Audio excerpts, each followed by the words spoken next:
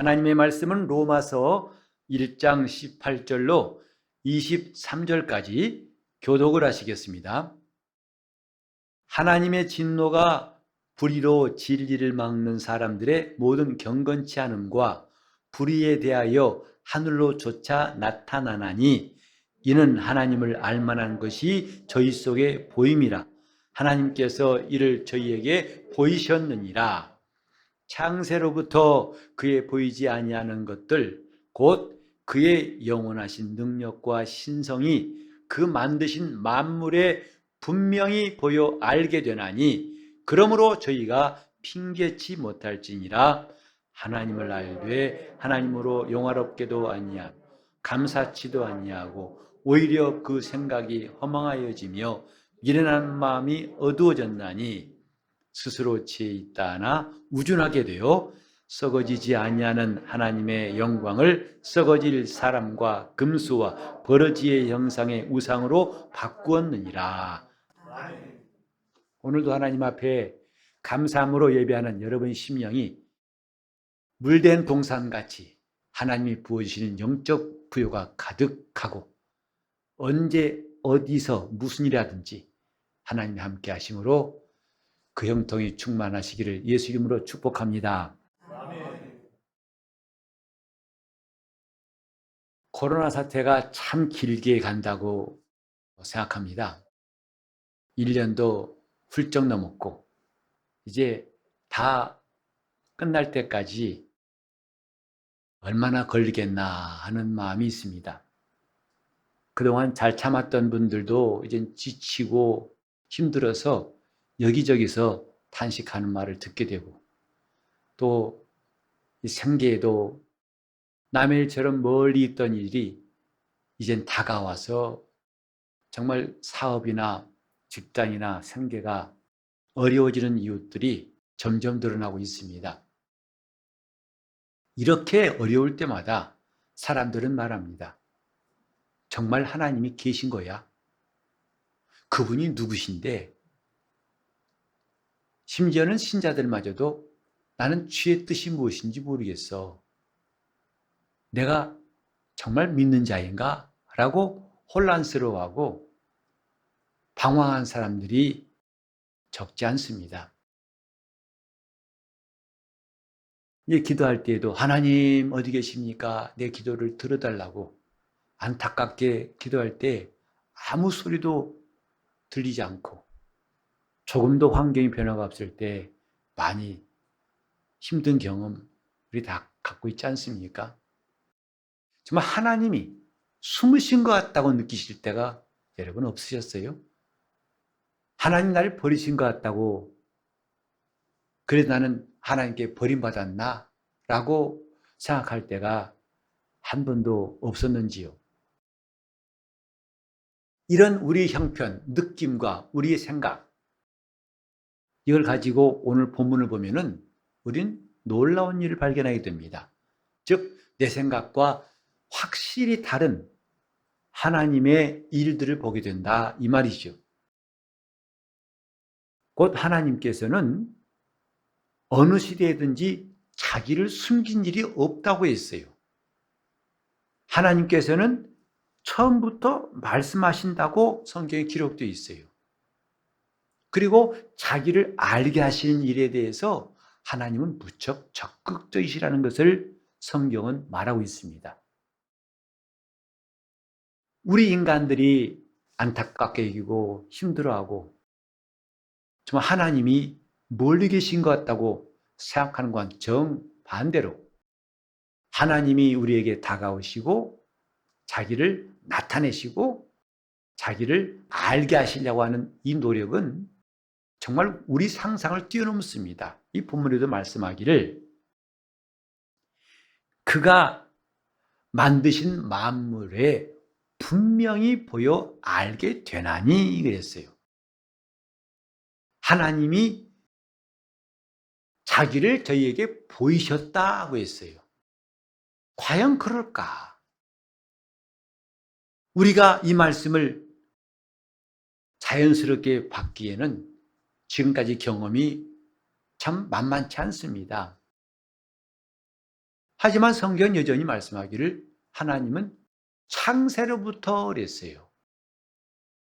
어저께나 지난달부터가 아니라 창세로부터 그의 만드신 만물, 이 만물에 하나님을 알만한 것들이 분명히 보여서 우리로 알게 하신다라고 했습니다.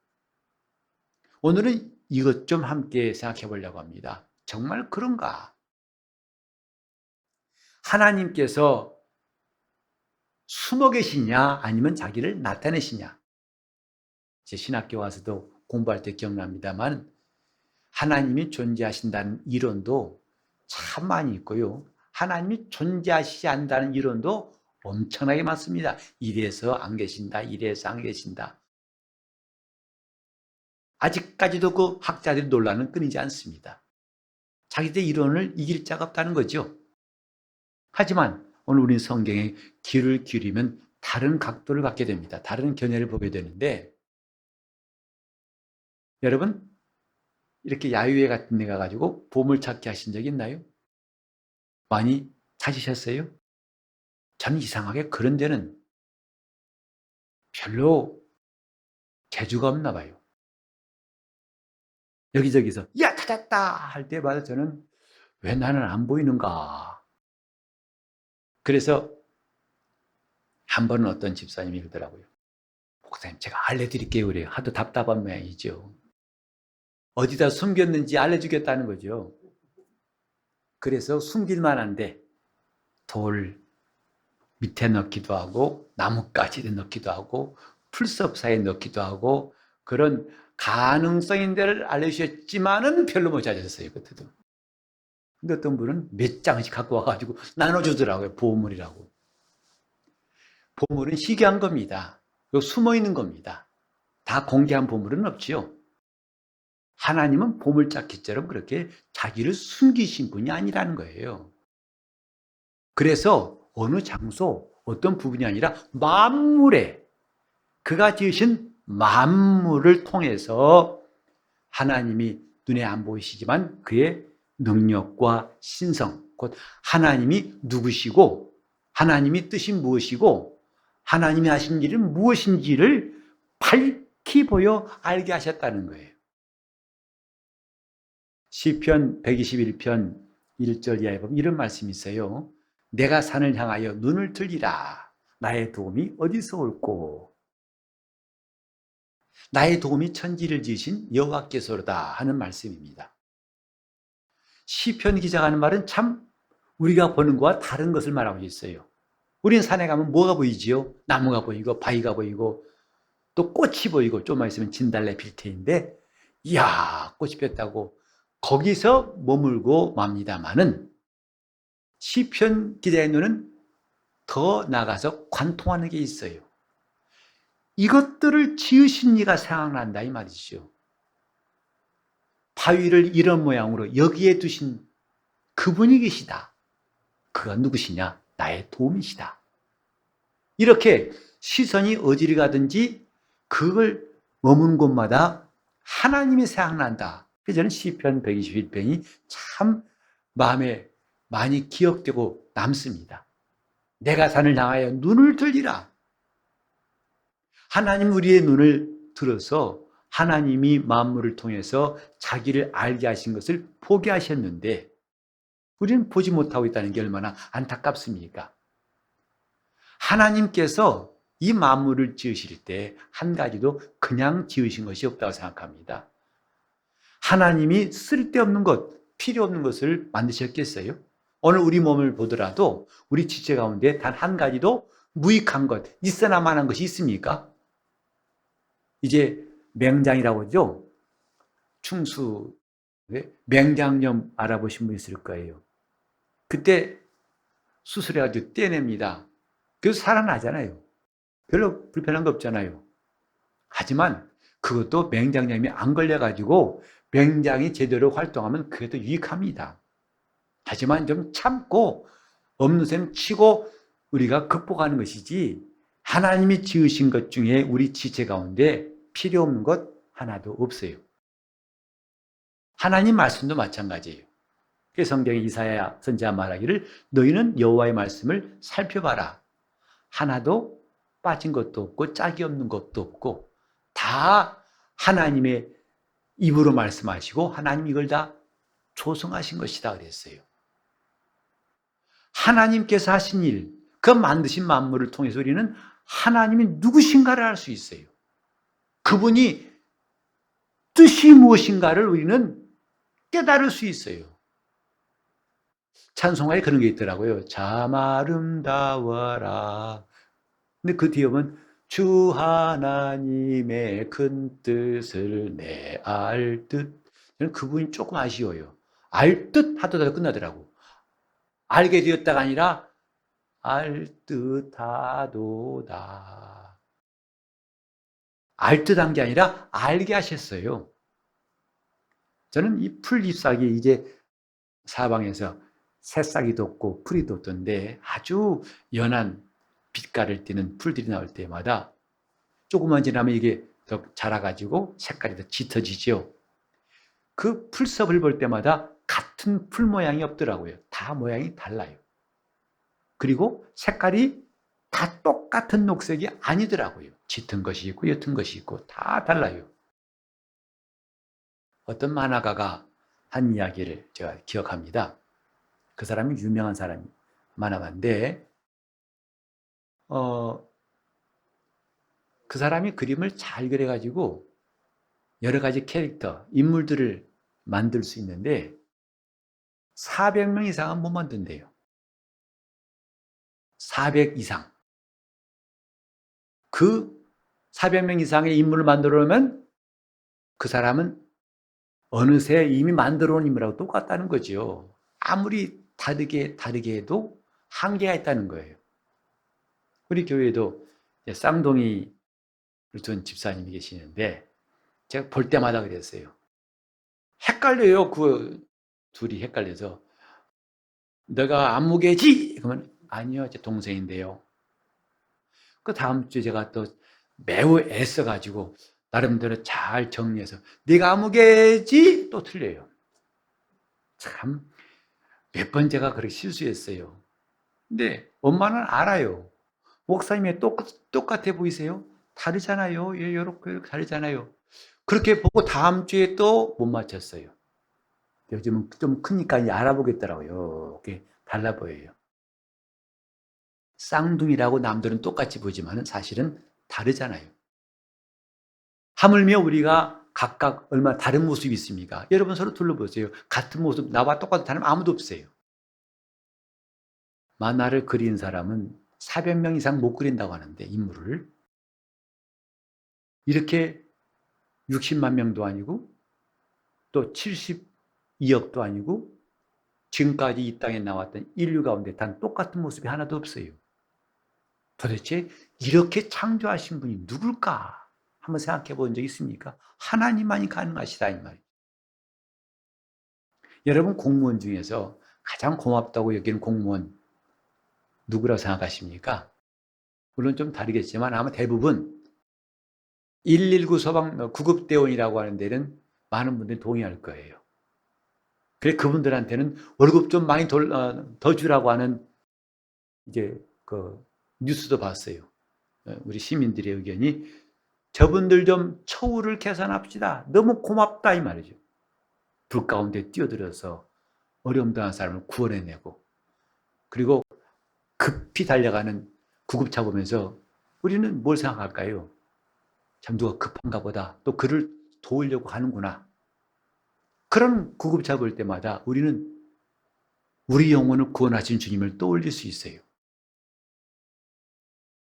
우리가 지금 만물을 보면서 꼭 움직이지 않는 것뿐만 아니라 움직이는 것까지 포함해서 만물을 볼 때마다 하나님이 누구신지를 알 수 있게 하셨다고 성경에 말하고 있어요. 그분의 뜻이 무엇인지를 하시는 일이 무엇인지를 알 수 있게 하셨다 했습니다. 우리나라도 법원이 있고 판사들이 있죠. 재판관이 있습니다. 이것도 하나님이 의로우신 재판장이라는 것을 우리가 깨달을 수 있는 비유이기도 하고 또 좋은 재료이기도 합니다. 그래서 그들이 판단할 때 그가 죄가 없다고 판단하기도 하고 죄를 물어서 형벌할 수도 있고. 여러분 집 볼 때 무슨 생각하시나요? 우리 교회 건물 보면 남들이 되게 많이 놀래요. 들을 때는 딱 밖에서는 으악 하다가 들어와서는 야 하더라고요. 밖에서는 완전히 정말 건물이 너무 낡아가지고 심란했어요. 들어와 보니까 이렇게 잘 해놨다고 놀라신 분들이 한둘이 아니에요. 여러분 이 건물 볼 때도 우리는 얼마든지 깨달을 수 있는 것이 히브리서에 말씀했죠. 집마다 지은 이가 있으되 만물을 지으신 이는 하나님이시니라. 그러니까 이 집이 그냥 생긴 게 아니라 지은 자가 있는 것처럼 만물을 지으신 이가 하나님이시다. 이렇게 이 건물 하나 볼 때에도 우리는 하나님을 깨달을 수 있다 이 말이죠. 여러분 저 문을 열고 들어올 때도 우리는 이 문을 통하지 않고는 예배실 들어올 수 없는데 문이 있으니까 일로 들어올 수 있구나. 그러면서 우리는 주님이 나는 양의 문이다. 누구든지 이 문으로 들어오면서 나가면서 그는 신령한 꼴을 얻을 것이다 말씀했어요. 신앙생활에도 문이 필요하구나. 얼마든지 우리는 하나님에 대해서 깨달을 수 있는 기회가 많이 있다 이 말이죠. 여러분 안 그렇습니까? 제가 좀 일일이 다 예를 들기 뭐예요? 예수께서도 비유를 많이 사용하셨는데 특별히 천국에 대해 말씀하실 때 많은 비유를 말씀하셨어요. 그가 포도원을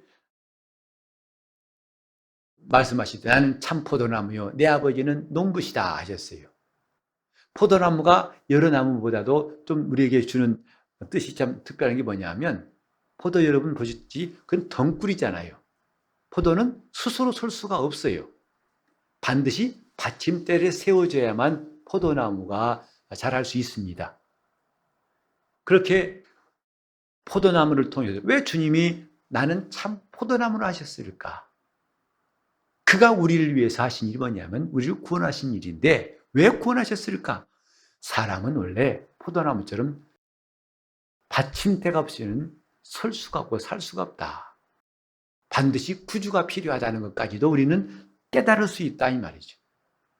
포도나무는 뿌리를 내리고 가지가 하늘로 올라갑니다.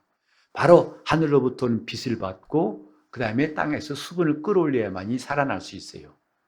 그처럼 사람은 이 땅에서 나는 것과 함께 하늘로부터 오는 신뢰한 양식이 필요하다는 것도 얼마든지 이해할 수 있다고요. 눈만 뜨면 우리가 정말 알려고 한다면 얼마든지 사방에 널려 있어요. 무엇이? 하나님을 알만한 것이. 하나님을 알만한 것이. 정말 이런 얘기 하다 보면 오늘 끝이 없을 거예요. 계속해서 눈에 보이는 게 전부 다 그런 거니까. 그래서 하나님께서 이 땅에 지으신 만물은 사실은 이 땅에 있는 것들은요 하늘에 있는 것에 비유라 했어요. 이스라엘이 지은 성전마저도 솔로몬이 지은 성전마저도 하늘의 비유다 했어요.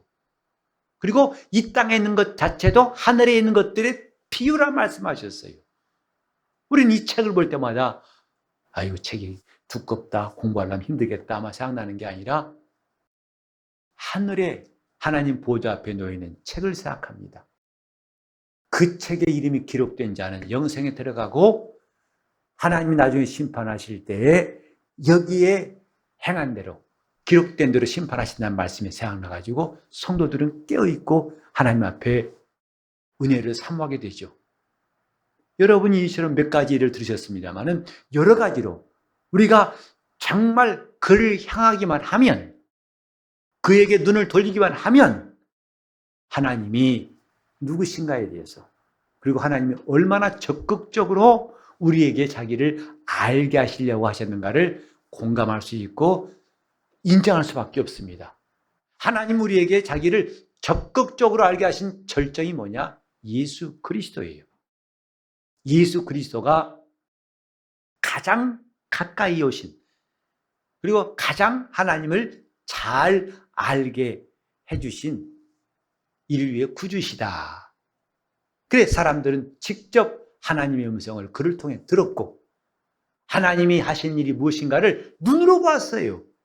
그가 우리 죄를 담당하시고 십자가에 피 흘려 죽으셨고, 그리고 사흘 만에 하나님이 그를 살리심으로 살아나셨고, 그래서 죽음과 부활이라는 것이 우리 인류에게 지금까지 절망이고 부활은 상상 못할 일이 아니라 우리가 그리스도와 함께 죽으면 주님과 함께 부활할 줄을 믿는 소망도 가지게 되었죠. 참 놀라운 일. 정말 이렇게 말하다 보면 시간이 부족할 거예요. 하나님은 요컨대 우리에게 자기를 알게 하신 분이다. 보물찾기처럼 자기를 숨기고 꼭꼭 숨어라, 찾아봐라 이게 아니라 이미 자기를 공개하신 분, 알게 하신 분, 자기를 보이신 분이다 이 말이죠. 그래서 여기 말하는 거 아니, 그러므로 저희가 핑계치 못할지니 했어요. 뭘 핑계할까요? 나 몰랐습니다. 이런 일이 있을 줄 몰랐습니다. 이렇게 게으르면 하나님이 나중에 심판하신다는 거 몰랐습니다. 이거 아닌데요? 이럴 수 없다 이 말이죠. 여기 보면 핑계치 못할지니라 말씀을 다른 성경이 이렇게 번역했더군요. 변명할 수 없느니라. 세상은 참 변명이 많습니다. 변명거리를 만드는 것이 직업인 사람도 있어요. 변호사가 뭔지 아세요? 변명해 주는 사람이에요. 비록 살인했을지라도 이 사람이 실수를 한 거예요, 재판장님. 정신이 심신이 미약해서 한 것이고요. 이 사람 원래 안 그런 사람, 착한 사람인데 어쩌다 나도 모르겠지만 어쩌다 이렇게 했네요 하고 변명해 주는 사람이 변호사예요. 근데 놀라운 것은 변명을 잘해준 사람이 그 옆에 있으면 죄도 무죄가 되는 일이 있어요. 그리고 우리에게는 씁쓸한 말이지만 유전무죄, 무전유죄란 말이 있잖아요. 죄를 짓고도 변호사를 잘 쓰면은 죄가 안 된다는 참 별로 우리가 정말 씁쓸한 말도 듣고 있다 이 말이에요. 반대로 죄가 없지만 죄를 뒤집어 써가지고 감옥 간 사람도 있어요. 몇십 년 만에 무죄된 사람도 가끔 요새 뉴스에 나오죠. 자, 이렇게 세상은 변명이 많아요. 핑계가 많다 이 말이죠. 너 왜 공부 안 했어? 여러분 자녀에게 물어보세요. 다 할 말 있습니다. 변명거리가 참 많고, 여러분 혹시 미아리, 망우리 이제 연세 드신 분들은 그 두 가지 들으면 딱 떠오르는 게 뭐예요? 요즘 말로 하면 벽제, 무덤이 떠오르지 않습니까? 그래서 속담이 이런 말이 있어요. 핑계 없는 뭐가 없다? 무덤이 없다. 그래서 무덤 앞에 가지고 물어봅니다. 당신은 왜 거기 누웠어? 나 그때 의사가 조금만 잘했으면 안 죽었을 건데 그 사람이 호수를 잘못 꼽아가 죽었다고. 당신은 왜 거기 누워있어? 내가 실수한 바람에 그 운전수가 나를 좀 잘 데려왔다면 좋았을 텐데 그가 그만 음주운전한 바람에 나도 죽었어. 여기 누워있어.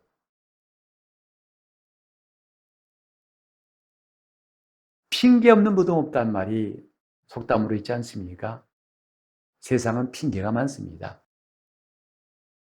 어떤 사람이 그러더라고요. 함께 봉고 타고 이제 기도원 가는데, 기도하러 가는데, 봉고는 서로 지금 봉고는 다 똑같이 앞에 보지만, 그때는 서로 마주볼 수 있는 자리였었어요. 깜깜한 밤인데, 타자마자 그 전사님이 코를 골아요. 그래서 참 고난가 보다. 하긴 밤에 기도하러 가니까 아침 하루 종일 힘들 수 있었겠죠. 나중에 이제 깨어나길래 그랬어요. 전사님 많이 피곤하셨나 봐요. 코를 골 주무시던데, 네, 목사님 아닙니다. 기도했습니다 그러더라고요. 그래서 요즘 기도는 코를 골면서 기도하는구나 했어요. 코 고는 게 아니다 이 말이에요. 여러분 좋은 사람 말씀 듣다 졸을 때 이렇게 해보세요. 졸았지. 천만의 말씀. 저는 네 미안합니다를 거의 못 들어봤어요. 안 졸았어 그렇죠. 핑계 많다 이 말이죠. 근데 하나님이 자기를 보이신 것은 핑계거리가 없게 만들어 오신 거예요. 누구도 핑계치 못할지니라. 세상은 핑계가 많습니다. 핑계가 가능합니다. 근데 하나 알아야 할 것은요, 핑계가 안 통하는 때가 온다는 것. 변명도 불가능한 때가 온다는 것. 언제요? 주 예수의 날이에요. 하나님의 날이에요. 그 심판대 앞이에요. 내가 게을렀다는 거 핑계할 것도 없어요. 성경에 보면 뭐라고 하는 거니? 바울이 그날에 각각 자기 입이 하나님께 직고할 것이다 그랬어요. 우리는 지금 핑계거리를 찾는 것이 얼마나 어리석은가를 생각해 보는 거지요. 하나님은 핑계할 필요가 없이 충분히 하나님을 깨달아 알게 하신 분이라는 것을 말씀드렸습니다. 문제는 뭐냐 하면 내가 어두워서 못 보는 거예요. 문제는 지금 나다 이 말이에요. 하나님이 안 보이신 것이 아니라, 안 보여주신 게 아니라 내가 못 본 거라는 거죠. 심지어는 안 본 거라는 거예요. 이게 성경의 가르침입니다. 세상이 어둡단 말을 왜 할까 저는 생각해 봤어요. 물론 세상은 어두운 건 맞아요.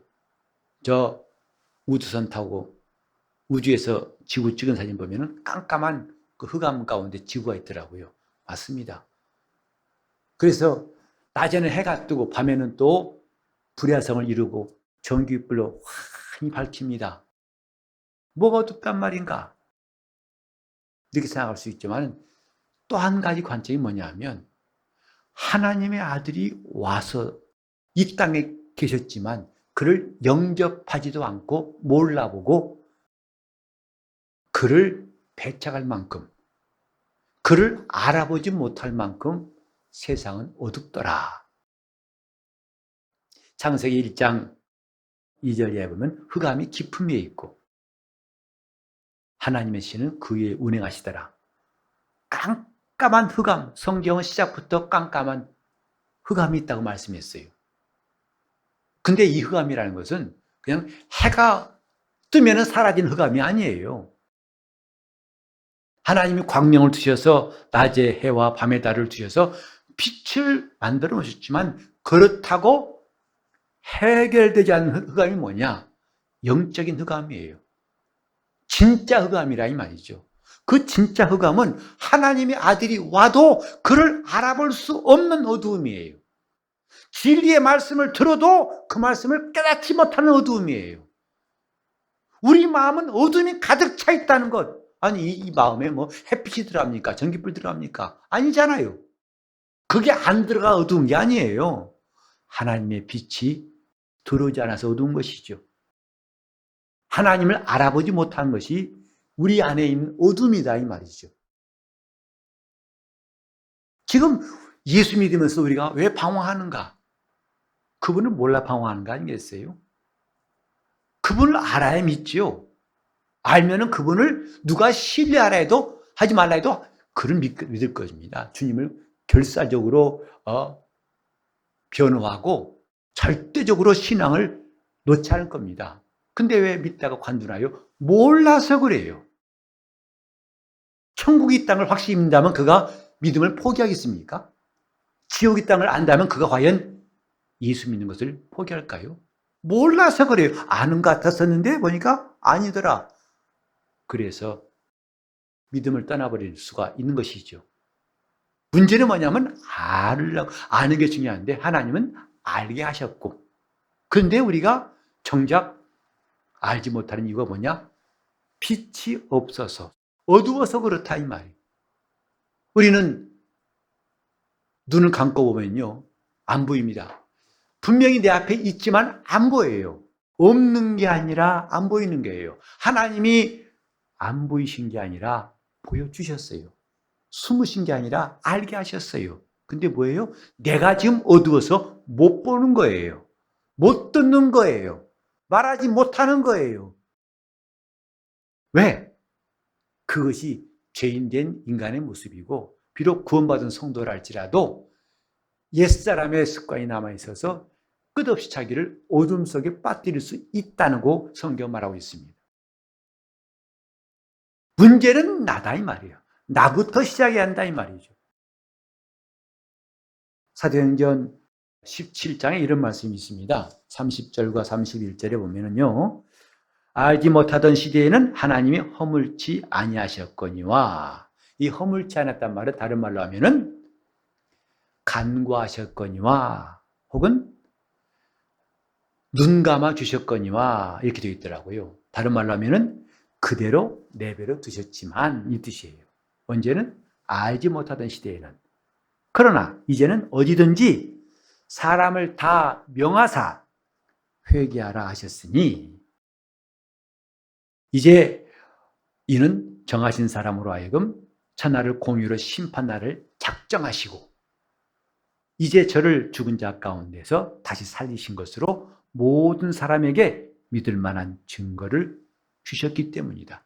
이제는 더 이상 미룰 수 없다는 거예요. 지금까지는 하나님 봐주셨지만은 이제는 더 이상 미룰 수 없어서 믿을 만한 증거를 주셨으니까 이제는 회개하고 그를 알고 믿으라, 이 말씀이죠. 하나님이 어느 시대까지는 그걸 놔두셨어요. 그러니까 예수를 죽인 자들도 그들이 영광의 주를 주겠다고 몰랐어요. 그럼 하나님이 용납하신 거예요. 그를 찌른 자들도 나중에 돌아올 수 있는 기회를 인정하신 거죠. 허락하신 거죠. 그러나 이제는 그를 모르면 안 된다, 이 말이죠. 하나님을 아는 것을 더 이상 멈출 수가 없고 게으름을 필 수가 없다, 이 말이죠. 핑계할 수가 없는 일들을 하나님이 절정으로 하신 게 바로 예수를 보내신 거예요. 하나님이 하신 일, 이제 몰라서는 안 됩니다. 그래서 성경에 말씀했죠. 예수 그리스도께서 십자가에 달리신 게 밝히 보이거늘. 나는 안 보이는데요? 아니요. 오늘 그 사실을 전하려고 하나님이 얼마나 많은 종들을 보내서 가르치고 듣게 하고 믿게 하고 알게 하고, 하나님의 열심을 따라갈 사람이 있겠습니까? 이제는 핑계할 수 없어요. 나는 이러니까, 나는 저러니까. No, 불가능합니다. 핑계치 못할지니라. 이제 우리 영적인 어두움을 어떻게 해결할까? 첫 번째가 뭐냐면 회개하는 겁니다. 사람이 누구나 아마 이건 세월 지나고 어느 지역이나 똑같은 거. 밥 먹는 것보다 더 잘할 수 있는 게 뭘까? 잠자는 것보다 더 잘할 수 있는 게 뭘까? 누구나 다 잘할 수 있는 게 뭘까? 죄 짓는 겁니다. 죄 짓는 것은 배울 필요도 없고 가르칠 것도 없고 잘하라고 격려할 것도 없어요. 너무 잘해요. 또 사람이 정말 해야 되지만 잘 못하는 게 뭘까? 회개하는 거예요. 회개가 잘 안 됩니다. 처음에는 회개하던 사람도 나중에 반복되면 나중에 회개를 안 해요. 왠지 아십니까? 그것을 회개한다는 마음이 점점 마음이 어두워지는 거예요. 그 나중에 죄를 죄로 여기지 않고 결국은 회개마저도 잊어버려요. 우리는 때때로 내가 되풀이해서 범죄하는 거 보고 스스로 낙담할 때가 있고 낙심할 때가 있죠. 내가 왜 이러나? 이러면 안 되는데. 그래서 죄를 짓고 회개하고 또 죄 짓고 회개하고 하다 보면 나중엔 스스로 지칠 수 있어요. 정말 이래도 주님이 용서하시나? 맞습니다. 용서하십니다. 그리스도의 보혈은 내가 죄를 완전히 끊을 때까지, 완전히 회개할 때까지 똑같은 효력이 있어요. 그건 절대 우리가 의심할 필요 없습니다. 문제는 뭐냐? 내가 포기하는 것이고 내가 회개를 잊어버리게 될까 조심하라는 거예요. 하나님 앞에 회개하는 것, 그거 쓸데없는 거 아닙니다.